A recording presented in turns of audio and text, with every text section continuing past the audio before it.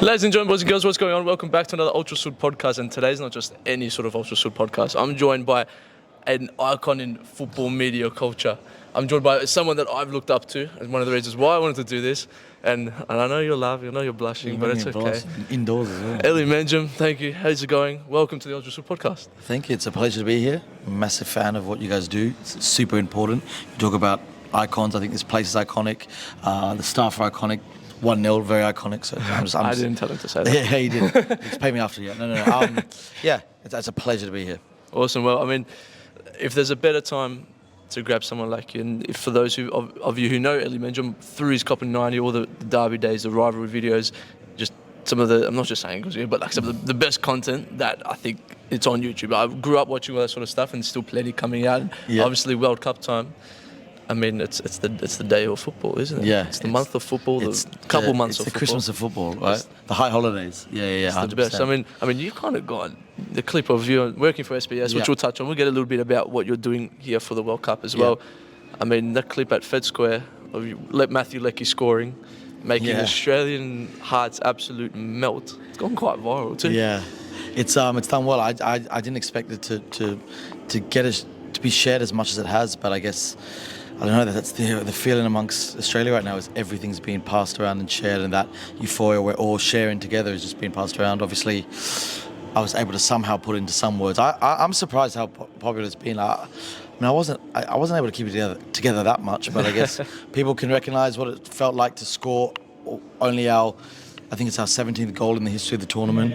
It's only our 9th ever goal scorer, and in open play as well. It had been 8 years before this tournament before we had scored an open play. So that's how I felt in it. Well, it's been an unbelievable tournament so far, and we'll touch on Australia in a little bit more detail coming on. But like for you especially, I mean, obviously we mentioned you work out Cop 90 and now doing the stuff for SBS for the World Cup. How did you, for those who I guess want to get into it, how did you sort of get into this, I guess, presenting and something that now we're seeing become, I feel like, a lot more popular? Yeah, it wasn't when I started. I started around 2013, basically. I studied film and TV, but I was always obsessed with football, filmmaking, and I couldn't shut up about football on a deeper level than sport. Came from an AFL background, fell in love with football in 2002 World Cup, and my life changed. And I realised if I work in this, I'll see the world. A couple of years later, I've been in 80 countries. It's mad, and that before probably about 200 cities, and it's just football continues to prove my point in that if you want to see the world and understand the world, this game will do it better than anything. So that's basically the story. A competition came out for the 2013 Confederations Cup to go. It was with Cop 90, this new YouTube channel back in 2013. Obviously, Confederations Cup's the tournament that's like the warm-up for every World Cup. Obviously, the Confederations Cup is the warm-up tournament for every World Cup. 2014 was coming, so Brazil had a 2013 Confed Cup. I won the competition, best job in the world it was called. Next thing you know, you got the best job in the world. Yeah, and then the couple said, "Do you want to do this full time after the 5 weeks in Brazil?" You'd be mad to say no. That was 9 years ago. Yeah, unbelievable. It feels like you've been quite relevant and prevalent on YouTube. And obviously, Cop 90, I know, like Vuj and Poet, a bunch of OGs out there as well too. So I feel like it's instrumental in, I guess, the football sort of media seed as well, which is, I think, starting like people like myself starting here. I think Ultra would be lying if we also said part of the podcast, especially that I'm looking at too. A lot of it was influenced by, I guess, Cop 90. People like Potter Vuj and yourself in that sort of style of content, which is a big credit to you guys as well. But you were at Fed Square, and we'll touch on Australia. I can't go this long without talking about what's happening with Australia because, I mean, my voice was semi-recovered yesterday, but we were here after that Fed Square, after the game, and everyone crashed on the beanbag just here. We've got the live site, so if you do want to watch some games, we've got the big screen. We've got Croatia, Canada on now, which Canada, interesting. We'll touch on them a little bit later. What was that like? I mean, we had to beat Denmark or draw to get through. France come out, play the team that everyone was expecting them to play. They've obviously gone through. They've got players playing that usually wouldn't play in the World Cup on a regular basis for France. Surely Tunisia can't go and beat France. Tunisia go 1-0 up. I love 1-0, but not when it's up against us. Well, I didn't know about that. Did you know? Yeah, we knew. Did you have a stream? You were in Fed Square though? Yeah, but just boys had it up on their phone. Really? So you were watching the Oz game? I had no clue. Yeah. I'm so glad I was ignorant to that because I probably would have started crying. Oh, well, I won't lie, and I'll be totally honest. I'm a very optimistic Socceroos fan, but when it came through at Tunisia up 1-0, I turned around to Kotta, who works here. I go, Kotta, it's going to be hard now. I got goosebumps. Every time I think about it, I get goosebumps. And to think that we went up, Matthew Leckie scores that goal. And I've been someone that I mean, Lecky's at Melbourne City. I'm a big Victory fan, but you know, international football puts all that divide aside. Lecky, I feel like cops a lot of unfair criticism. Definitely, in the World man. Cup. This guy, he was at Hertha Berlin for a reason, man. Yeah. He's good. I think Lecky doesn't get the credit he deserves. I don't know why everyone rides him. I think they put far too high standards on him. When he's always had an issue with finishing, but nah, man, absolute legend. Also, I love the fact that he's from Adelaide, from like one of the other cities, as opposed to the big two. Yeah. I just love him, man. I think he's brilliant. Sure, he's a city boy, but like for me, he's an Aussie. Yeah, 100%. The second the World Cup doesn't starts. matter either. Yeah, I mean, the moment he scored and we went up 1-0, I think the perfect thing is Riley McGree's reaction. Where he just holds his head, and like you can see like in the photos, and Lecky's running through. Because McGree puts the ball in. Yeah, and McGree puts the ball in, Lecky scores. I thought I've watched every angle. Lecky runs to the corner, and you literally got McGree just holding his head smiling. Okay. And it's just like, I get the goosebumps every single time. Yeah. I'm going to ask a question to you, though. Do you feel, and I don't know if whether there's been more social media presence coming out of the camp. Yeah. I feel like this is the most I've connected to a Socceroos team. How old are you? I'm 20. So I was born 02. Yeah. So that 06 moment, I was 4 years old. I'm not going to lie. Have you watched the replays and stuff? Yeah. Nah, I was 20. I was 16. I was 20 for 2010. No, I've always felt connected. I feel like, with Keep Up and the ALP and the way that they're really trying to change the system, their whole structure with social media. I think it's a case of that. I think there's a couple of reasons why. Maybe we're even more engaged with the internet than ever before, so maybe it's that. Yeah. But look, it's all personal, right? They always say it's funny. They always say your favorite World Cup is when you're 12 and 16. So they're my two favorite as well, for what they meant. But and I guess winning changes it a little bit too, doesn't it? Yeah, exactly. Nothing will beat 06 for anyone my age, but obviously for people your age, this beats everything. 6 points. I can't believe it. I can't stop looking at that. We've never got 6 points. Like, it's so dumb. It's actually dumb that we're doing this. Like, if you really break this down, every squad was better than this on paper. 100%. And this is the one that's done more than our golden gen. Yeah, and again, that's the crazy thing. I love explaining it to someone that's not a big football fan. I'm like, my mum, watches it because it's my mum sort of thing, but she's got no idea. The other day we're at the table and I'm just explaining it to her. I go, 06 was where we had Cahill, Brashano, some of the best Aussie footballers. Viduka, Schwarzer, Emerton, that would go. Everyone on that pitch played for a big European team. Exactly. We went out against Denmark in a 4-4-2 and had Mitch Duke and Riley McGree up front. And with all due respect, it doesn't compare to Cahill and Viduka, does it? You say it just doesn't make sense. And to think that this is going to be the team, and Jackson Irvine, I think we've got real sort of workhorses in the team. I think Mitchell Duke epitomises that. Is he the sexiest footballer going around? Probably not. But I won't even lie, it surprised me. I was a little bit questionable over Duke too. You know what, Duke? Well, we forget as well, Duke almost scored against France from about 25 yards out. Yeah, that strike. the killer shot. The confidence to take that and to get it that was a great shot. So, man, I'm his biggest fan at the moment. 100%. He's my favourite player of the tournament so far. Now, obviously, we've gone through. The scenes were incredible. It was just unbelievable. Sunday morning here in Melbourne, 6 a.m. time. We're now going up against Messi's Argentina. Is there a way we can beat Argentina? No. Can we beat Argentina? There's a way. There's always a way, because it doesn't make sense that we're even qualified, let alone made it this far with this many points and this many goals. But no, and I just try and pretend I know. I don't know enough tactics anyway, but how you beat Argentina is like, what is it? Vibes and inshallah. Like, there's no, come on, man. We shouldn't even be here. So like, for me to try and pretend like this is what you do, it's like you can come up with this and that. You saw the game against Poland. Messi is on smoke, and I don't say that lightly. I'm one of these people who say cliches. Lewandowski, like, tapped him. You good? Get off me, man, bro. It's not. It ain't personal with anyone now. He is on a mission. Like, every game, you can see it. It's funny that everyone always said like he played for Barca and like Argentina was a chore. Now it's the opposite. Yeah. Argentina is all he cares about. All he is, at all. He is like, you can see it, man. He ain't messing around anymore. And it's like literally he's on a mission. And that's the thing. I mean, Australia so far defensively we've been quite solid. But I mean, I don't think any of the attackers. And then Mbappe was a pretty good example that as soon as we did come up against that real world-class killer, I think our fullbacks defensively aren't strong enough, and I think Messi is going to look at the likes of Deganek and Behic and just chewing them up. But you know what? I'm just excited to see him play him. And everyone's going to go, you got to have more ambition. It's like, nah, man, not this time. This is the Maradona of our age, and he's playing our country. 100%. It's an honour to be part of it. And everyone goes, you got to beat things bigger. That's like, no. Maybe in your other sports, in football, in this thing that is so much bigger than sport, that is the biggest cultural phenomenon of the modern age, Australia to just even play Argentina is an honour, and I don't want to hear anything else because you don't understand. As I always say, get the Olympics, add the Super Bowl, times by the Ashes. You're not even close. We don't understand what this is. We are. This is an honour for us to be standing next to Argentina, and I don't care. I don't care about anything else, and I don't want to hear it from anyone else. If we win, great. But if we don't, obviously I don't want to get humiliated. Yeah. But mate, we're like I don't think people understand a billion people will watch this. Oh, 100%. And 100%. And our Japanese second division striker, we're meant to say how we win against it. I don't know, and I don't care. I just want to enjoy it. I want to enjoy the fact that the whole of the world is watching us, and we'll put on a show and we'll try our best. But come on, man, this is Messi's World Cup, and I'm not a Messi fanboy, but I'm a football narrative fanboy, and the narrative is Argentina. Put it this way: Mexico, when they lost, they clapped Argentina off, and Mexico care about football a lot more than Australia in general. Not our football community; that's equal. They had Mexico shirts on, Mexican fans. Yeah. Everyone wants Messi to win this World Cup. Come on. Yeah, 100%. So it's Saudi got beaten by him. Sorry, Saudi beat Argentina. The coach came out and said, Argentina will still win the World Cup, and I want them to win the World Cup. Everyone who's a football fan understands this is deeper than football. I mean, in that moment, the Australia-Argentina game, you almost feel like it's going to be Australia versus everyone. Yeah. Other than the Ronaldo fanboys. Yeah, exactly. Just because, and look, I'm the same. I don't really like Ronaldo, Messi. I honestly. Yeah, it's immature. I don't really care. But I love Messi. Yeah. And even just, and like you said, again, we'll speak it. I'd rather almost play Argentina in the round of 16 than Poland or Saudi Arabia, purely for the fact of, you know what?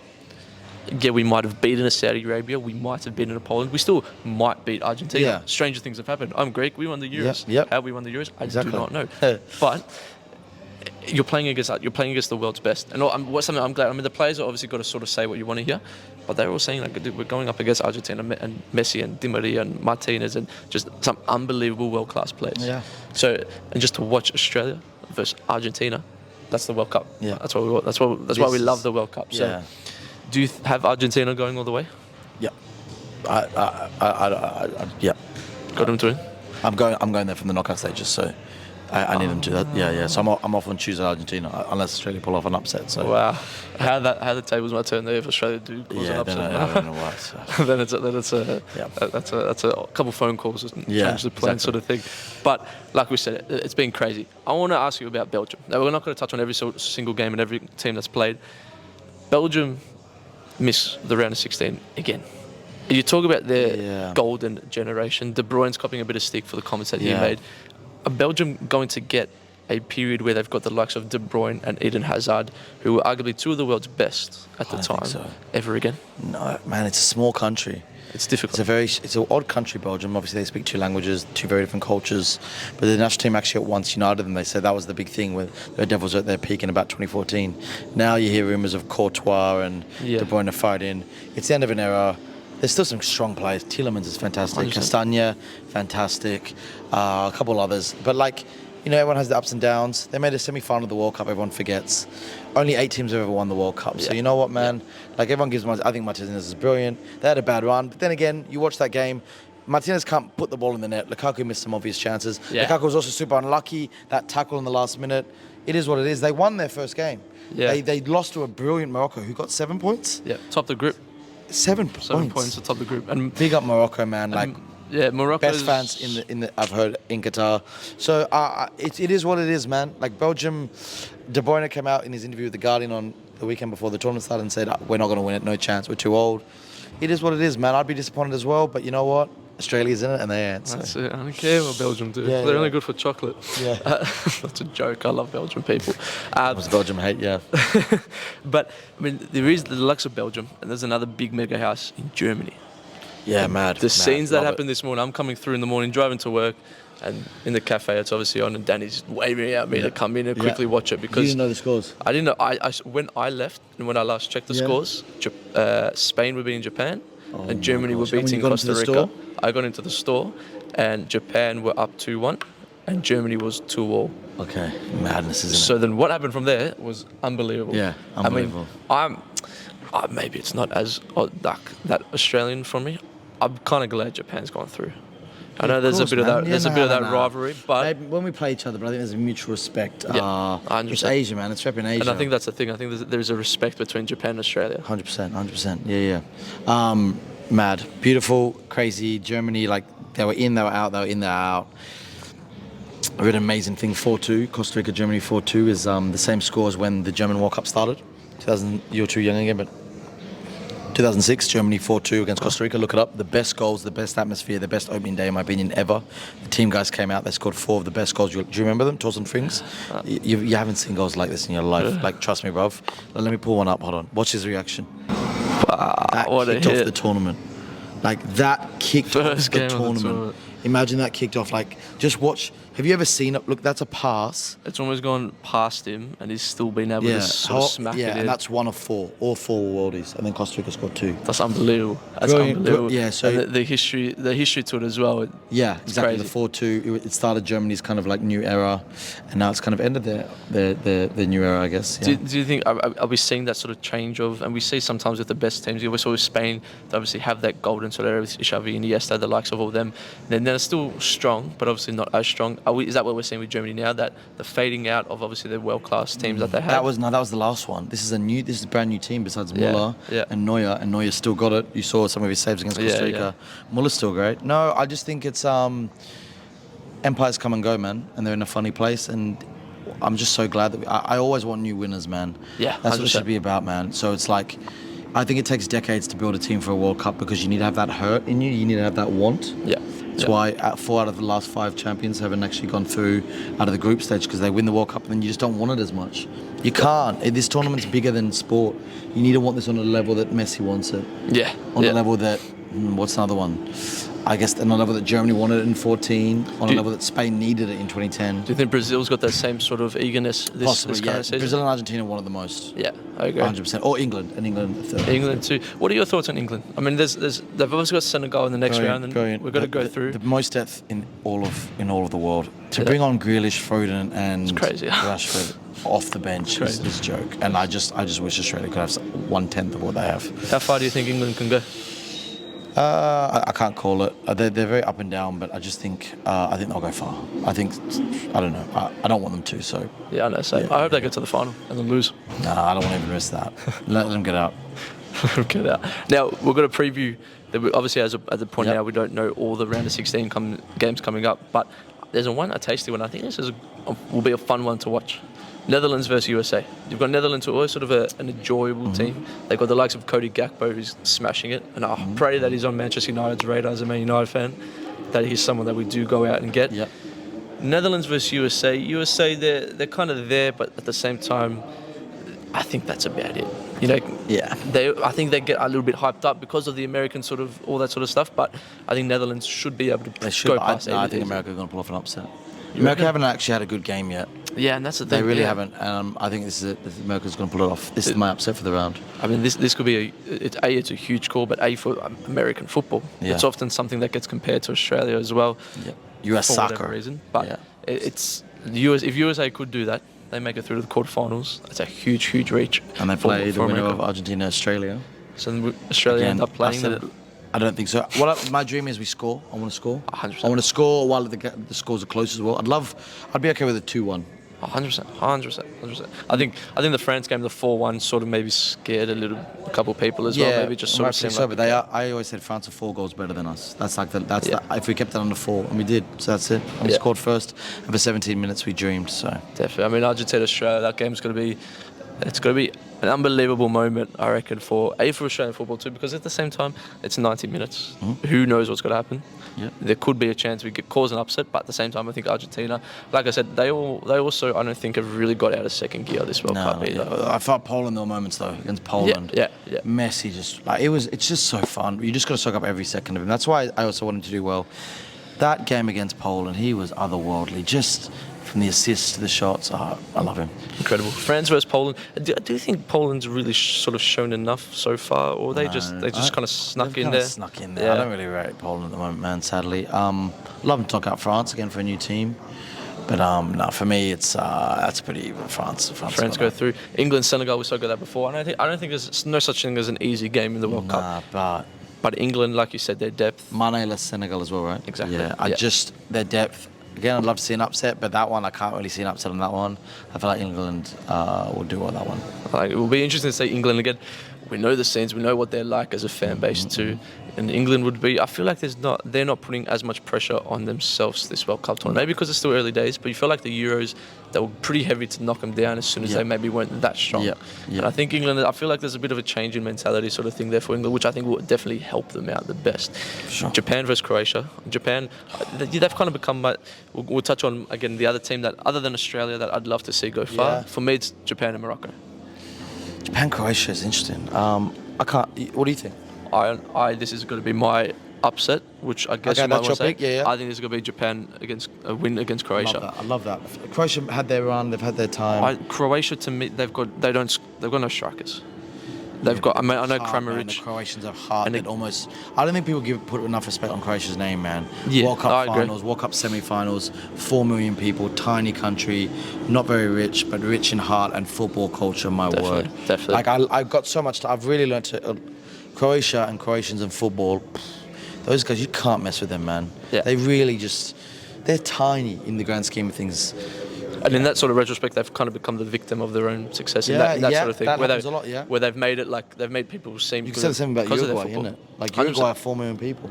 They shouldn't be there. And I don't think that's common sort of knowledge to a lot. I think people see Uruguay as that Suarez, Cavani, now Valverde as well, and expect them to do well. But you look beyond the sort of picture, you know, who knows? Japan, Croatia, do you think Croatia will progress through this one, or do you think Japan can continue? I'll go Japan. It'll be good but look at Kovacic as well.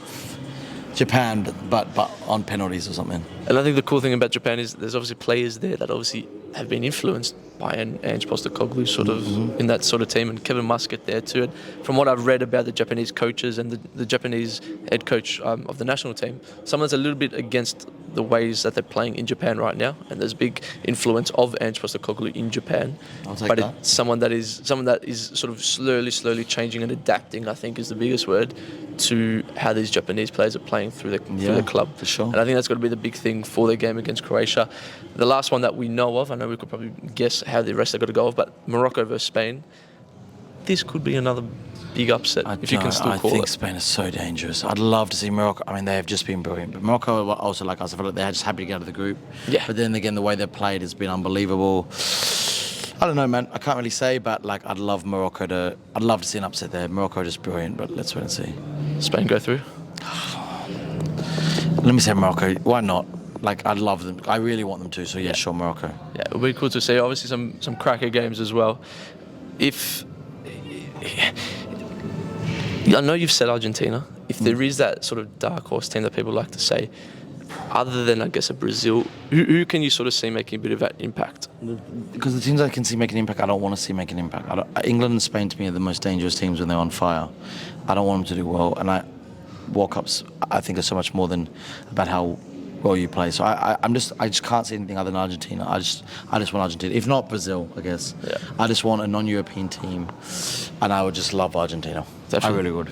Definitely. Well, Ellie, anything else you want to touch on? I don't want to keep you for too long. I know you got... No, just pick up yourself, man, for doing stuff like this, promoting culture, talking football in depth in a place like this. It's just like, I've had such a great time hanging with the Ultra guys, you especially, and it's like, what you guys do is really important, and keep doing it, man. Keep supporting guys like this. Keep making brands like 1-0, man. They're brilliant. It's just all about adding to the culture. This country's up against so much when it comes to football culture, and it's because of guys like you, podcasts, clothing labels, stores like Ultra, that like we're setting a legacy, and it takes time. It's a slow burn, but like to sit here and talk about football, Australia in the under 16, and like around like this history and legacy and culture, it's like this hasn't always been this way, and I think sometimes we forget it, but like to see a guy with his own football brand and his own football podcast in a football store, when Australia's in the round of 16, if you really back it up, it's like 20 years ago we weren't in the World Cup. Football, there was no internet to tell people, hey, do this.